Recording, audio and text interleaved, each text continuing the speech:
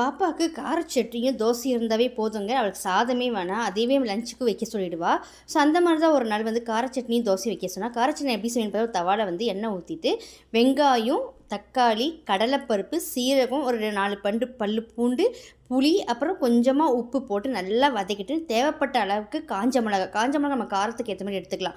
So இது எல்லாத்தையும் போட்டு நல்லா ஒரு ப்ரௌனாக ஆன பிறகு வதக்கின பிறகு அரைச்சி எடுத்துட்டு அதை தாளிக்கலாம், இல்லை அப்படியே கூட சாப்பிட்லாம். ஸோ அந்த மாதிரி தான் நான் பாப்பாக்கு ரெடி பண்ணி கொடுப்பேன். அதுலேயும் பார்த்தீங்கன்னா அவளுக்கு கார சட்னி கூட தோசை போட்டு அதில் மேலே கொஞ்சம் இட்லி பொடி தூவி கொடுத்தா தான் அவள் சாப்பிடுவாள். ஸோ அந்த மாதிரி நல்லா எண்ணெய் ஊற்றி முருகில் ஒரு தோசை போட்டு இட்லி பொடி தூவி இந்த கார சட்னி வச்சு கொடுத்தா சாப்பிட்டு அதையே வந்து லஞ்சுக்கு எடுத்துகிட்டு போயிட்டா. அவள் போன பிறகு அதுக்கப்புறம் வந்து அவளுக்கு லெகின்ஸ் வேணும்னு சொன்னா. ஸோ வந்து நான் கொஞ்சம் சென்னை சில்க்கு போயிருந்தேன்.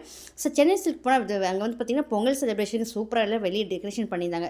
ஸோ அதையும் கூட ஷேர் பண்ணால் தான் இந்த வீடியோ எடுத்தது. ஸோ இந்த வீடியோ உங்களுக்கு பிடிச்சிருந்தா லைக் பண்ணுங்கள், ஷேர் பண்ணுங்கள், மறக்காமல் சப்ஸ்கிரைப் பண்ணி பாருங்கள். நாளைக்கு இதே மாதிரி சூப்பரான ஷார்ட் வீடியோ பார்க்கலாம். தேங்க்ஸ் ஃபார் வாட்சிங்.